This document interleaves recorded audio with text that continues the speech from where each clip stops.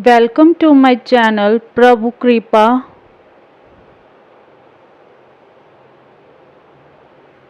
बाबा जी की प्यारी सात संगत जी, राधा स्वामी जी, गुरु प्यारी सात संगत जी, आज हम आपको जो साखी सुनाने जा रहे हैं यह गुरु की दया मेर से भरी हुई साखी है। इसे कृपा करके अंत तक अवश्य सुने।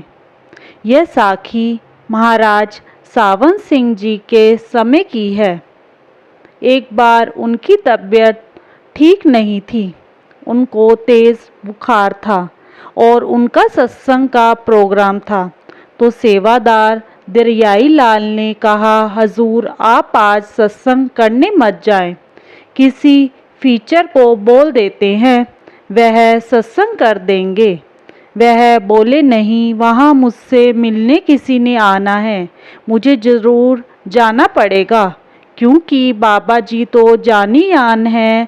वह डेरे जाने के लिए जैसे ही अपनी गाड़ी में बैठे तो मैंने उनके चेहरे की तरफ देखा। वह एकदम से लाल हो रहे थे और बाबा जी बहुत ही सुंदर लग रहे थे। जब बाबा जी ने स्टेज पर जाकर सत्संग शुरू किया तो ऐसा लग रहा था कि जैसे उनके मुख से कोई मोती गिर रहे हैं। उस दिन बाबा जी ने 2.5 घंटे सत्संग किया। 2.5 घंटे सत्संग करने के बाद जब वह आराम करने ऊपर चौबारे पर गए तो मैंने उनको दवाई दी और मैं नीचे आ गया। नीचे आकर दरवाज़ा बंद कर ही रहा था कि बाबा जी आराम कर रहे हैं, कोई उनको अभी मिलने के लिए ना आ जाए। इतनी देर में एक आदमी भागता हुआ आया और बोला, मुझे बाबा जी से मिलना है। तो मैंने उस भाई को कहा कि बाबा जी को बहुत तेज बुखार है, वह अभी आराम करने के लिए कमरे में गए हैं, क्या आपको उनकी सेहत का ज़रा भी ख्याल नहीं है? वह अभी ऊपर के कमरे में हैं और आप उनके पीछे पीछे फिर पहुंच गए हो। मैंने उनको कहा, आपको आज बाबा जी के दर्शन नहीं होंगे, आप कल उनके दर्शन कर लेना। वह भाई बोला, भाई साहब, मैं मेरठ से बाबा जी से मिलने आया हूँ, आप मुझे आज उनके दर्शन करवा दो, कल तो मुझे अपनी ड्यूटी पर जाना है। तो मैंने उस आदमी को उनके दर्शन नहीं करने दिए। जब मैं धीरे धीरे ऊपर कमरे में गया तो बाबा जी बोले, दरियाई लाल जी, मेरठ से एक आदमी मुझे मिलने आया था, वह कहाँ चला गया है? मैंने कहा, एक आदमी आपसे मिलने आया तो था, मैंने उसको ऊपर नहीं आने दिया क्योंकि आपकी तबीयत खराब थी। मैंने कहा आप आराम कर रहे हैं, इसलिए मैंने उसको वापस भेज दिया। बाबा जी ने कहा, जाओ उसको अभी बुला कर लाओ। मैं रो रहा था कि मैंने उस आदमी को बाबा जी से मिलने क्यों नहीं दिया। अगर वह आदमी मुझे आज नहीं मिला तो मैं बाबा जी को क्या मुंह दिखाऊंगा। मैंने सारा डेरा ढूंढा पर वह आदमी मुझे कहीं भी दिखाई नहीं दिया। उसे ढूंढकर जब मैं बरामदे में आया तो देखा वह आदमी एक कोने में दीवार के साथ लगकर रो रहा था। मैंने उसको कहा कि आपको बाबा जी याद कर रहे हैं। वह मेरे गले लगकर बहुत रोए। मैं उस आदमी को बाबा जी के पास ले गया और बाबा जी के सामने पड़ी कुर्सी पर जाकर बिठा दिया। बाबा जी ने उससे पूछा, भाई साहब आप कहाँ से आए हैं?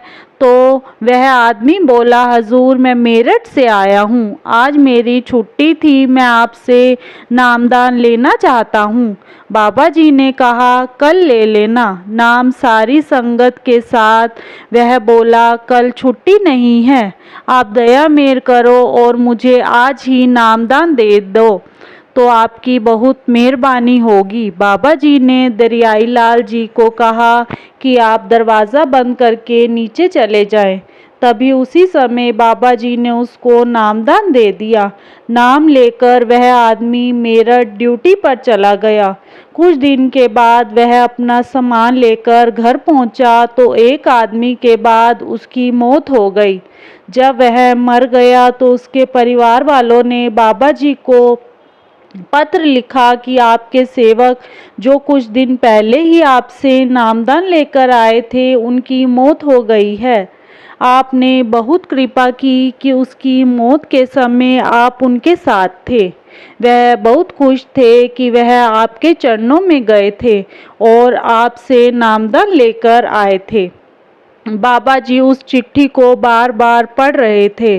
दरियाई लाल जी आए तो बाबा जी ने उनको भी चिट्ठी पढ़ने के लिए दी और बोले, देखो इसमें क्या लिखा है। उन्होंने भी जब चिट्ठी पढ़ी तो वह भी बहुत जोर से रोने लगे कि मेरी मत मारी गई थी जो मैंने उनको आपसे मिलने नहीं दिया था। आप मुझे माफ़ कर दो, मुझे से बहुत बड़ी गलती हो गई थी। बाबा जी किस तरह हमारे से प्यार करते हैं, कैसे हमें भव से पार लगाते हैं, यह तो कुल मालिक ही जानते हैं कि हमारी ज़िंदगी के कितने दिन अभी बाकी हैं। उन बाकी के बचे समय को भजन सिमरन में लगा लो। जिंदगी का कोई भरोसा नहीं कि कब हमें बाबा जी लेने आ जाएं। इसी के साथ एक छोटी सी साखी और सुनाते हैं।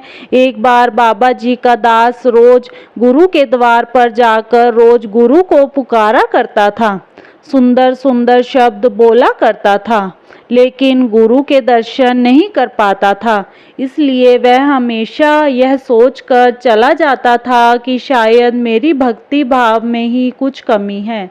इसलिए वह रोज बहुत ही प्रेम भाव से प्रभु का नाम जाप करता और गुरु के दीदार किए बिना ही वापस चला जाता था।